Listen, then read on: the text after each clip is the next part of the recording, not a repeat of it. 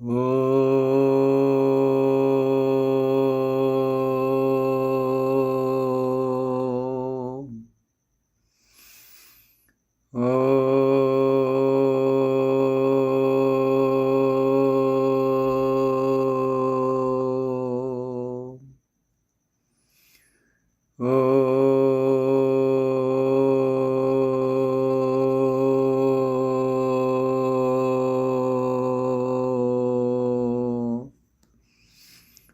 ಓಂ ಶ್ರೀ ಗುರುಭ್ಯೋ ನಮಃ.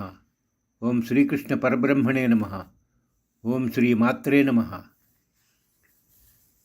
ಓಂ ನಾರಾಯಣಂ ಪದ್ಮಭುವಂ ವಸಿಷ್ಠಂ ಶಕ್ತಿತಾಪಸಂ ಪರಾಶರಂಚ ತತ್ಪುತ್ರಂ ವ್ಯಾಸಂ ವೇದಾಬ್ಜಭಾಸ್ಕರಂ ಓಂ ವಿರಕ್ತಂ ಶ್ರೀಸುಕಂ ದೇವಂ ಜ್ಞಾನವೈರಾಗ್ಯರೂಪಿಣಂ ಗೌಡಪಾದಂಚ ಗೋವಿಂದಂ ಯೋಗೀಂದ್ರಂ ಜ್ಞಾನಿನಾಂ ವರಂ ಓಂ ತಚ್ಚಿಷ್ಯಂ ಶಂಕರಾಚಾರ್ಯಮದ್ವೈತಸ್ಥಾಪಕಂ ಗುರುಂ ತಚ್ಚಿಷ್ಯಾನ್ ಪದ್ಮಪಾದಾದೀನ್ ಶ್ರೌತತತ್ವಾರ್ಧಬೋಧಕಾನ್ ಓಂ ಅಸಂಗಾನಂದಗುರ್ವಾದೀನ್ ಅಸ್ಮದ್ಗುರುವರಾನ್ ಪರಾನ್ ಸಂಭಿನ್ನಾಜ್ಞಾನತಮಸೋ ವಂದೇ ಜ್ಞಾನಪ್ರದಾಯಿನಃ.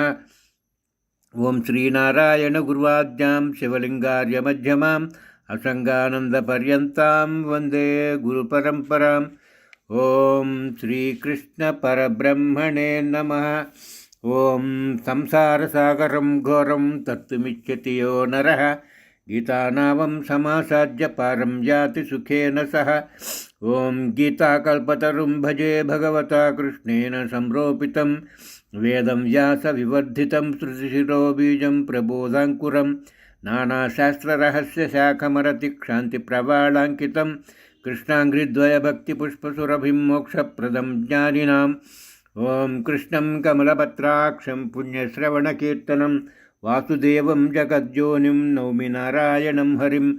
ಓಂ ಪಾರ್ಥಾಯ ಪ್ರತಿಬೋಧಿತಾಂ ಭಗವತಾ ನಾರಾಯಣೇನ ಸ್ವಯಂ ವ್ಯಾಸೇನ ಗ್ರಥಿತಾಂ ಪುರಾಣಮುನಿನಾ ಮಧ್ಯೆ ಮಹಾಭಾರತಂ ಅದ್ವೈತಾಮೃತವರ್ಷಿಣೀಂ ಭಗವತೀಂ ಅಷ್ಟಾದಶಾಧ್ಯಾಯಿನೀಂ ಅಂಬ ತ್ವಾಮನುಸಂಧದಾಮಿ ಭಗವದ್ಗೀತೆ ಭವದ್ವೇಷಿಣೀಂ. ಓಂ ಮಲನಿರ್ಮೋಚನಂ ಪುಂಸಾಂ ಜಲಸ್ನಾನಂ ದಿನೇ ದಿನೇ ಸಕೃದ್ಗೀತಾಂಬಸಿ ಸ್ನಾನಂ ಸಂಸಾರಮಲಮೋಚನಂ. ಓಂ ನಾರಾಯಣಂ ನಮಸ್ಕೃತ್ಯ ನರಂ ಚೈವ ನರೋತ್ತಮಂ ದೇವೀಂ ಸರಸ್ವತೀಂ ವ್ಯಾಸಂ ತತೋ ಜಯಮುದೀರಯೇತ್. ಓಂ ಅಸ್ಯ ಶ್ರೀಭಗವದ್ಗೀತಾಶಾಸ್ತ್ರಮಹಾಮಂತ್ರಸ್ಯ ಶ್ರೀವೇದವ್ಯಾಸೋ ಭಗವಾನ್ ಋಷಿಃ ಅನುಷ್ಠುಪ್ ಛಂದಃ ಶ್ರೀಕೃಷ್ಣಪರಮಾತ್ಮಾ ದೇವತಾ ಅಶೋಚ್ಯಾನನ್ವಶೋಚಸ್ತ್ವಮಿತಿ ಬೀಜಂ ಸರ್ವಧರ್ಮಾನ್ ಪರಿತ್ಯಜ್ಯ ಮಾಮೇಕಂ ಶರಣಂ ವ್ರಜೇತಿ ಶಕ್ತಿಃ ಅಹಂ ತ್ವಾ ಸರ್ವಪಾಪೇಭ್ಯೋ ಮೋಕ್ಷಯಿಷ್ಯಾಮಿ ಮಾ ಶುಚೈತಿ ಕೀಲಕಂ ಮಚ್ಚಿತ್ತಸರ್ವದುರ್ಗಾಣಿ ಮತ್ಪ್ರಸಾದಾತ್ ತರಿಷ್ಯಸೀತಿ ಕವಚಂ ಕಿರೀಟಿನಂ ಗದಿನಂ ಚಕ್ರಹಸ್ತಮಿತ್ಯಸ್ತ್ರಂ ಅನಾದಿಮಧ್ಯಾಂತಮನಂತವೀರ್ಯಮಿತಿ ಧ್ಯಾನಂ ಜ್ಞಾನಯಜ್ಞೇನ ಭಗವದಾರಾಧನಾರ್ಧೆ ಶ್ರೀಕೃಷ್ಣ ಪರಮಾತ್ಮ ಪ್ರೀತ್ಯರ್ಥೆ ಗೀತಾ ಪಾರಾಯಣೆ ಜಪೆ ವಿನಿಯೋಗಃ. ಹರಿ ಓಂ. ಓಂ ಶ್ರೀಕೃಷ್ಣ ಪರಬ್ರಹ್ಮಣೇ ನಮಃ. ಶ್ರೀಮದ್ಭಗವದ್ಗೀತಾ ಅಧ ದ್ವಾದಶೋऽಧ್ಯಾಯಃ ಭಕ್ತಿಯೋಗಃ. ಅರ್ಜುನ ಉವಾಚ ಏವಂ ಸತತಯುಕ್ತಾ ಯೇ ಭಕ್ತಾಸ್ತ್ವಾಂ ಪರ್ಯುಪಾಸತೆ ಯೇ ಚಾಪ್ಯಕ್ಷರಮವ್ಯಕ್ತಂ ತೇಷಾಂ ಕೆ ಯೋಗವಿತ್ತಮಾಃ. ಶ್ರೀಭಗವಾನುವಾಚ ಮಯ್ಯಾವೇಶ್ಯ ಮನೋ ಯೇ ಮಾಂ ನಿತ್ಯಯುಕ್ತಾ ಉಪಾಸತೆ ಶ್ರದ್ಧಯಾ ಪರಯೋಪೇತಾಸ್ತೆ ಮೇ ಯುಕ್ತತಮಾ ಮತಾಃ. ಯೇ ತ್ವಕ್ಷರಮನಿರ್ದೇಶ್ಯಮವ್ಯಕ್ತಂ ಪರ್ಯುಪಾಸತೆ ಸರ್ವತ್ರ ಗಮತಿಂಚಂಚ ಕೂಟಸ್ಥಮಚಲಂ ಧ್ರುವಂ ಸಂನಿಯಮ್ಯೇಂದ್ರಿಯಗ್ರಾಮಂ ಸರ್ವತ್ರ ಸಮಬುದ್ಧಯಃ ತೇ ಪ್ರಾಪ್ನುವಂತಿ ಮಾಮೇವ ಸರ್ವಭೂತಹಿತೇ ರತಾಃ. ಕ್ಲೇಶೋಧಿಕಸ್ತರಸ್ತೇಷಾಮವ್ಯಕ್ತಾಸಕ್ತಚೇತಸಾಂ ಅವ್ಯಕ್ತಾ ಹಿ ಗತಿರ್ದುಃಖಂ ದೇಹವದ್ಭಿರವಾಪ್ಯತೆ. ಯೇ ತು ಸರ್ವಾಣಿ ಕರ್ಮಾಣಿ ಮಯಿ ಸನ್ಯಸ್ಯ ಮತ್ಪರಾಃ ಅನನ್ಯೇನೈವ ಯೋಗೇನ ಮಾಂ ಧ್ಯಾಯಂತ ಉಪಾಸತೆ ತೇಷಾಮಹಂ ಸಮುದ್ಧರ್ತಾ ಮೃತ್ಯುಸಂಸಾರಸಾಗರಾತ್ ಭವಾಮಿ ನ ಚಿರಾತ್ ಪಾರ್ಥ ಮಯ್ಯಾವೇಶಿತಚೇತಸಾಂ.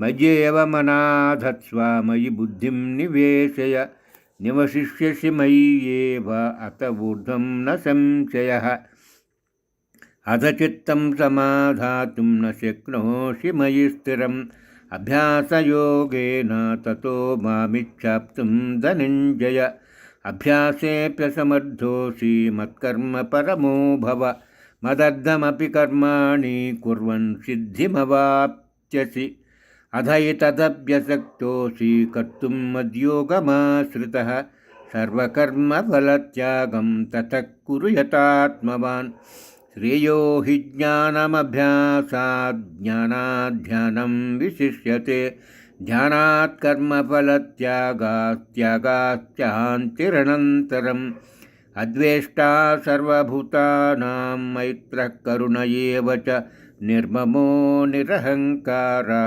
समदुःखसुखक्षमी सन्तुष्टः सततं योगी यतात्मा दृढनिश्चयः मय्यर्पितमनो बुद्धिर्यो मद्भक्तः स मे प्रियः यस्मान्नो द्विजते लोको लोकान्नो द्विजते च यः हर्षामर्षभयोद्वेगैर्मुक्तो यः स च मे प्रियः अनपेक्षशुचिर्दक्ष उदासीनो गतव्यदः सर्वारम्भपरित्यागी यो मद्भक्तः स मे प्रियः यो न हृष्यति न द्वेष्टि न शोचति न काङ्क्षति शुभाशुभपरित्यागी भक्तिमान्यः स मे प्रियः समश्चित्रौ च मित्रे च तथा मानावमानयो शीतोष्णसुखदुःखेषु समसङ्गविवर्जितः तुल्यनिन्दास्तुतिर्मौनी सन्तुष्टो येन केनचित् अनिकेतः स्थिरमतिर्भक्तिमान् मे प्रियो नरः ये तु धर्म्यामृतमिदं यथोक्तं पर्युपासते श्रद्धादाना मत्परमा भक्तास्तेतीव मे प्रिया।